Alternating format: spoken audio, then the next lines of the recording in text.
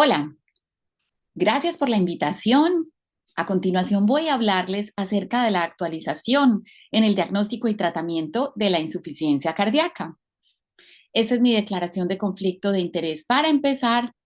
Y quiero empezar contándoles que yo siempre he pensado que ser médicos a veces se parece al trabajo que hacen los espías, donde tenemos que sumar muchas pistas para llegar al diagnóstico de una enfermedad. Yo soy una gran fan de esta saga de los 007. Prácticamente les podría decir cuál de esos es mi favorito, aunque voy a dejar que ustedes lo adivinen.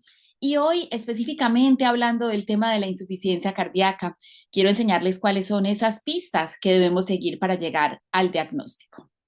Muy bien, voy a empezar planteándoles esta pregunta. ¿Ustedes creen que es sencillo hacer el diagnóstico de la enfermedad? ¿Creen que en su atención, en la consulta, en los servicios de urgencias o en hospitalización, desde la perspectiva del médico de atención primaria, es fácil hacer el diagnóstico de la insuficiencia cardíaca? Bueno, voy a contarles una historia y a partir de aquí vamos a tomar todos esos elementos que son claves. Esta es la historia de José, es un hombre de 60 años, tiene historia de hipertensión arterial, es fumador pesado y viene a la consulta porque tiene dificultad para respirar. Y además dice que le duele mucho el hipocondrio derecho, tiene náuseas frecuentes y en las noches tiene que levantarse porque siente falta de aire. Y ahora quiero preguntarle si podría tratarse de un caso de insuficiencia cardíaca, porque miren qué interesante esta imagen tomada de nuestro consenso para el diagnóstico de la insuficiencia cardíaca, donde puede que la mayoría de los pacientes lleguen a ustedes por dificultad para respirar, pero miren cómo el edema, la presencia de tos, la disnea paroxística nocturna, incluso los síntomas abdominales podrían ser un caso de insuficiencia cardíaca. Entonces, cuando revisamos el examen físico de este paciente, miren que tenía dilatación yugular a 45 grados. Aquí les estoy mostrando incluso las yugulares, que creo que es un detalle semiológico que pasamos por alto con frecuencia cuando estamos examinando a los pacientes con disnea de esfuerzos en estudio. Tenía sus pulmones hipoventilados, el abdomen, el hígado estaba palpable 3 centímetros por debajo del reborde costal y además tenía edema en los miembros inferiores. Prácticamente este paciente tiene un letrero que dice tengo insuficiencia cardíaca. Pero miremos a la hora de examinar los pacientes qué hay que buscar y cuáles son esos datos semiológicos más importantes. Miren ustedes que tener un paciente que tiene edemas, que además está taquicárdico, que se auscultan crépitos en los pulmones, pero si ustedes oyen un S3 o encuentran que el paciente tiene ingurgitación yugular, miren que están frente a dos de los signos clínicos que son más específicos para el diagnóstico de la enfermedad. Entonces, siempre tengan en cuenta todas estas cosas a la hora de hacer su examen físico. Entonces, para resumir, los puntos claves en la evaluación de un paciente con sospecha de insuficiencia cardíaca son los antecedentes, si ha tenido historia de enfermedad coronaria, infartos previos o antecedentes de insuficiencia cardíaca. Los síntomas, recuerden que la disnea paroxística nocturna es clave. Los pacientes con EPOC también hacen disnea de esfuerzos, pero los únicos que hacen disnea paroxística nocturna son los pacientes con insuficiencia cardíaca, porque cuando se acuestan se aumenta la presión hidrostática capilar, tenemos paso del volumen del espacio intravascular al intersticio del pulmón y por eso esta es una de las características desde el punto de vista de los síntomas. Y en el examen físico, recuerden que si yo tengo ingurgitación yugular, ausculto un S3, mi paciente tiene crépitos y además edema de miembros inferiores, esto aumenta la probabilidad de que este sea mi diagnóstico. Muy bien, pero tenemos algunas otras herramientas disponibles. Los péptidos natriuréticos, por ejemplo, hacen parte de lo que tenemos aprobado en el POS para Colombia. Miremos cuál es la utilidad de este laboratorio para diagnosticar la enfermedad. Realmente los estudios nos han mostrado que cuando yo tengo incertidumbre, esto quiere decir yo examiné al paciente y no estoy muy convencida si tiene insuficiencia cardíaca. Adicionar un péptido natriurético me disminuye la incertidumbre. ¿Y cuál es la utilidad más importante si el péptido está por debajo de los puntos de corte? Menos de 100 el BNP y menos de 300 el NT-proBNP si estoy en urgencias, o menos de 35 el BNP y menos de 125 el NT-proBNP si estoy en el escenario de la consulta externa. Esto excluye la posibilidad de insuficiencia cardíaca y nos debe orientar hacia buscar otras causas diferentes de la disnea, por ejemplo, las causas pulmonares. Sin embargo, recuerden que los ancianos solamente por ser viejitos, arriba de los 75 años, el valor del NT-proBNP por debajo de 1800 puede ser normal. La falla renal, los síndromes coronarios, el TEP, también aumentan los péptidos natriuréticos, al igual que los estados de alto gasto como la sepsis. Por eso siempre, siempre examinen a su paciente, conversen con él y miren su probabilidad pretest. No se trata de mandar un examen y después averiguar por qué salió alterado, sino pedir un examen en un contexto donde yo ya sospecho una enfermedad y el examen me va a ayudar a descartar o a confirmar el diagnóstico. Y no olviden que la gente con obesidad es una de las causas por las que no se eleva el péptido natriurético. También en pacientes que vienen usando diuréticos y en pacientes que hacen episodios de edema pulmonar flash, porque como todo ocurre tan rápido, el corazón no tiene tiempo de elevar los péptidos natriuréticos. Muy bien, volvamos al caso de nuestro paciente. Alguien le solicitó un NT-proBNP que está en 1500. Recuerden que yo les dije que el mayor valor del NT-proBNP y del BNP en estos pacientes es el valor predictivo negativo. Si da 0, probablemente no sea insuficiencia cardíaca y buscamos otra causa. Pero en este señor que nos dio 1500, sí, tenemos que avanzar con el diagnóstico. Miremos qué sigue. Este es el algoritmo para el diagnóstico de la insuficiencia cardíaca. Miren que es fácil diagnosticar la enfermedad. Yo simplemente tengo que hablar con mi paciente, mirar si hay síntomas de la enfermedad, examinarlo, mirar si hay signos, que ya les mostré cuáles son. 3, pedirle un electrocardiograma y hacerle una radiografía de tórax. ¿Quién en atención primaria no tiene estas 4 cosas? Todos las tenemos en atención primaria. Lo examino y lo escucho para saber si tiene signos y síntomas compatibles. Le pido un electrocardiograma y aquí recuerden que lo habitual es que los pacientes con insuficiencia cardíaca tengan un electrocardiograma anormal. Si el electrocardiograma es normal, por favor, piensen en otra causa de los síntomas. Y le pedimos una radiografía de tórax, porque recuerden que la radiografía me ayuda a descartar otras causas. A veces uno se encuentra una neumonía, unos pulmones con atrapamiento de aire y piensa, bueno, más bien esto está por el lado de la disnea de causa pulmonar. O se encuentra un corazón gigante con aumento de la silueta cardiotorácica, con las pulmonares prominentes y congestión pulmonar y dice, bueno, realmente sí era insuficiencia cardíaca. Si tengo acceso a los péptidos natriuréticos es mi siguiente punto, medirlos. Si el paciente tiene los péptidos elevados o si no tengo los péptidos, a continuación debo hacer un ecocardiograma en mi paciente. ¿Y qué vamos a mirar en el eco? Muchas cosas. Primero, la fracción de eyección. Recuerden que la fracción de eyección me ayuda a clasificar mi paciente en menos de 40 función reducida, 40 a 50 levemente reducida y 50 o más falla cardíaca con función preservada. Pero también la ecocardiografía me habla de la causa de la insuficiencia cardíaca. Nunca se les olvide que siempre hay que pensar qué pasó detrás de un corazón que tiene insuficiencia cardíaca. ¿Cuál es la causa? A veces en el eco vemos enfermedad valvular. Si es severa, puede explicar la insuficiencia cardíaca. O vemos un patrón de trastornos segmentarios de la contractilidad, que lo vemos con frecuencia en pacientes con cardiopatía isquémica. O vemos un corazón hipertrófico y pensamos en cardiopatía hipertensiva, la miocardiopatía hipertrófica variedad sarcomérica. Miren todos esos detalles que les informa el eco. Y a partir de acá, pues ya empezamos a pensar en el que le vamos a ofrecer al paciente de tratamiento.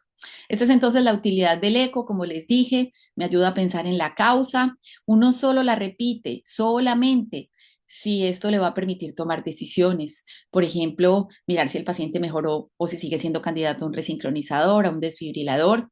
Por lo demás, las ecocardiografías rutinarias aportan muy poco en insuficiencia cardíaca. Y este es el resumen de las guías de todas las ayudas diagnósticas que debería tener un paciente en el que sospechamos insuficiencia cardíaca. Ya mencioné las iniciales, pero quiero adicionarles que desde el punto de vista del laboratorio, estos pacientes siempre deberían tener un hemograma, una función renal, un potasio, una TSH, una hemoglobina glicosilada porque muchos son diabéticos, un perfil lipídico, porque hay que mirarles el riesgo cardiovascular y en algunas situaciones adicionales medir la ferrocinética. Cuando pedimos una resonancia, esto ya es muy el manejo del experto, cuando uno ya ha excluido causas como la cardiopatía isquémica para mirar algunas etiologías como la enfermedad infiltrativa. Y la coronariografía o los estudios que hacemos para buscar isquemia, recuerden siempre que la enfermedad coronaria es la causa número uno de insuficiencia cardíaca en el mundo. Pregúntenle a sus pacientes con insuficiencia cardíaca si tienen síntomas anginosos o si tienen un perfil muy alto de riesgo, nos vamos a un estudio invasivo. Si no, los estudiamos con pruebas no invasivas. Quiero cerrar esta parte del diagnóstico mostrándoles esta lista de las causas número uno de falla cardíaca en nuestro continente, en América Latina, enfermedad isquémica número uno, por eso siempre hay que pensarla. La cardiopatía hipertensiva, aquí tenemos un papel gigante que hacer en el control de la presión arterial y además tenemos otras causas relacionadas. Quiero resumirles entonces lo que dice la definición universal de insuficiencia cardíaca. ¿Quién tiene insuficiencia cardíaca? El paciente que tiene signos y síntomas causados por una alteración estructural o funcional en su corazón, aquí va el eco, y que además tienen o los péptidos natriuréticos elevados o congestión al examen físico. Miren que no hay una excusa para decir que si yo no tengo péptidos natriuréticos no puedo hacer el diagnóstico de la insuficiencia cardíaca, porque si su paciente está congestivo, tiene las piernas hinchadas, tiene congestión pulmonar, tiene ascitis, tiene hepatomegalia, ahí está el criterio. Signos y síntomas, alteración estructural o funcional en el eco y congestión por examen físico o elevación de péptidos natriuréticos. Y aquí les recuerdo los puntos de corte para que no los olviden. Muy bien, ¿qué sigue una vez ya hemos hecho el diagnóstico? Clasificamos el paciente en estos tres grupos que ya mencioné.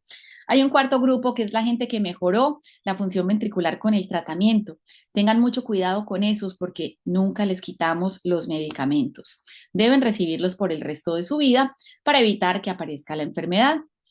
Y además, recuerden que hay que clasificar a los pacientes en estos cuatro grupos. Pacientes en riesgo de insuficiencia cardíaca.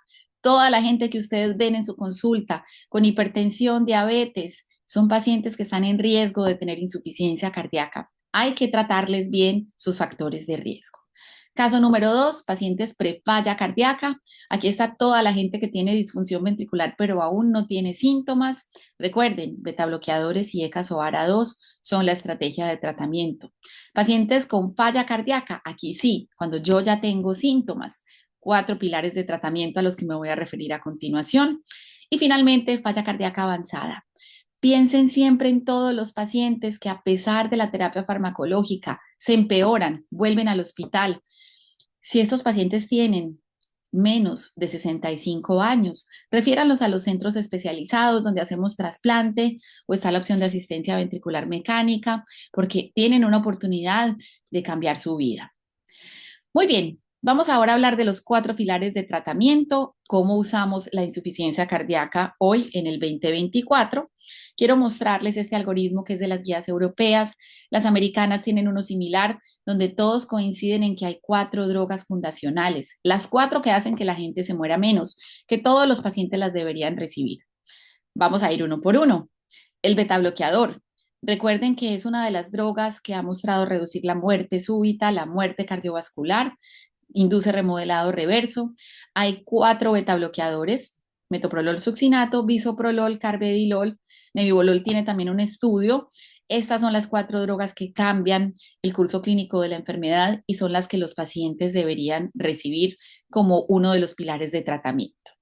Punto número 2, sus pacientes deberían tener una de estas 3 drogas, ya sea un IECA o un ARA2 o un ARNI. Los IECA son también de los medicamentos más antiguos que han mostrado reducir la muerte en insuficiencia cardíaca. Los ARA2 no son mejores que los IECAs, son iguales de efectivos, pero son mejor tolerados, dan menos tos. Empiecen siempre en Alapril y si su paciente tose, no lo tolera, lo pueden cambiar a losartán, es una buena alternativa, pero el escenario ideal es que uno pudiera contar con el ARNI, sacubitril valsartán, es una droga que está incluida en el POS, es superior a enalapril y ha mostrado tener beneficios en diferentes pacientes. Aquí un tip muy importante es que recuerden siempre que en su paciente que venía tomando enalapril y lo van a cambiar al ARNI, hay que esperar 3 días 72 horas desde la última dosis del IECA hasta la primera dosis del ARNI para evitar el riesgo de angioedema. Si el paciente venía en losartán o en algún otro ARA2, no es necesario esperar 3 días. Se puede empezar inmediatamente después de que se suspende el ARA2. Ya llevamos 2 grupos fundacionales, este es el tercero, el de los antialdosterónicos. Recuerden que espironolactona y eplerenona reducen la muerte y las hospitalizaciones por insuficiencia cardíaca. Siempre, siempre que vayan a empezarle a un paciente espironolactona o eplerenona, midan la creatinina y además midan el potasio. No lo empiecen si el potasio está por encima de 5 y no lo usen en pacientes que filtran menos de 30. Recuerden que además en los pacientes que filtran entre 30 y 50 les damos la mitad de la dosis de espironolactona y además recuerden que a estos pacientes siempre hay que controlarles el potasio 2 semanas después de iniciar la terapia y crónicamente si el paciente no tiene problemas con el manejo del potasio, al menos en cada consulta médica. Este es el cuarto grupo fundacional, son los ISGLT2, dapagliflozina y empagliflozina, ambos han mostrado disminuir las hospitalizaciones y la muerte cardiovascular en pacientes con insuficiencia cardíaca con función reducida. Mensaje súper clave, estas drogas no necesitamos que el paciente sea diabético, no necesitamos que tenga enfermedad renal crónica. Si yo solo tengo insuficiencia cardíaca, debería recibir DAPA o EMPA. Yo veo con frecuencia que a la gente le dicen, no, señor, usted no es diabético, no necesita esa pastilla. No, estas drogas son para la insuficiencia cardíaca. Si el paciente es diabético, por supuesto, tiene una segunda razón para recibirlo. Y si tiene enfermedad renal, también. Esas son las 3 indicaciones que tienen estos fármacos en los pacientes. Pero per se, la insuficiencia cardíaca son drogas fantásticas.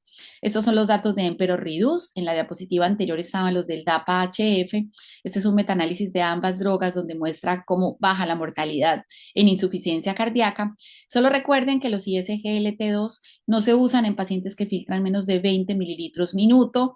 Recuerden que si el paciente va a estar en ayunas, lo van a operar, o está críticamente enfermo, lo más prudente es que la droga se suspenda. Antes de cirugía, suspéndalo 3 días y después de la operación lo pueden reiniciar. También tenemos otras drogas que la guía llama de segunda línea. Vericiguat es una droga que se usa para pacientes que se empeoran de la insuficiencia cardíaca, que se han hospitalizado. Hidralazina isosorbide no lo tenemos disponible en Colombia, pero esta droga que siempre ha estado por mucho tiempo en el arsenal terapéutico, déjenme contarles cuál es su escenario actual. Realmente la digoxina tiene un estudio muy antiguo que se llama el DIC. No es una droga que cambie la mortalidad en insuficiencia cardíaca. Los pacientes se intoxican fácilmente con esta droga y hay que medirles los niveles. Por lo tanto, déjenlo solo para la gente que falló a todas las terapias. A veces en la gente que tiene falla avanzada es una buena alternativa y para controlar la respuesta ventricular. Pero miren que la recomendación es 2B, que es más no que sí. Pero ahora para finalizar, déjenme contarles cómo empieza uno el tratamiento de la insuficiencia cardíaca. Hoy nos hemos vuelto más flexibles, hacemos esquemas más simples, donde iniciar incluso las drogas en un orden diferente en el que se hicieron los estudios es lo que deberíamos hacer. Y sabemos que el inicio acelerado de la terapia mejora los resultados. Voy a mostrarles aquí estas 4 cositas. Miren siempre la frecuencia cardíaca de su paciente, la presión arterial, calcúlele la filtración glomerular y miren si tiene o no fibrilación auricular. Y con estas 4 cositas ustedes van a entender por dónde empezar y cómo hacerlo. Frecuencia cardíaca. Si el paciente tiene frecuencia alta, obviamente vamos a ser más intensivos con el beta bloqueador. Si la presión arterial está bajita, prefieran beta bloqueadores selectivos como metoprolol succinato o bisoprolol. Si la presión arterial, por el contrario, está alta, el carvedilol es una excelente opción. Si la presión arterial del paciente está justica, bueno, ahí miramos entonces tal vez si en vez del beta bloqueador primero le ponemos ivabradina, que es otra opción para pacientes que están en ritmo sinusal.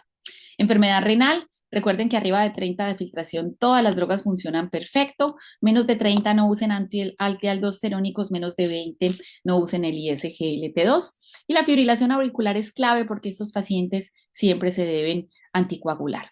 Aquí a un ladito está la congestión para recordarles que el diurético es útil solo en el paciente que tiene problemas para mantenerse sin edemas. Para el resto de los pacientes, pues si no es necesario, le enseñamos al señor que solo se tome la furosemida cuando suba rápidamente de peso, eso quiere decir más de 1 kilo por día, o cuando note que se le hincharon las piernas o que tiene cambios en sus síntomas. De esta manera, entonces, les recomiendo esta publicación podemos jugar con estas 4 cositas y entender en qué momento podemos iniciar cada una de las drogas.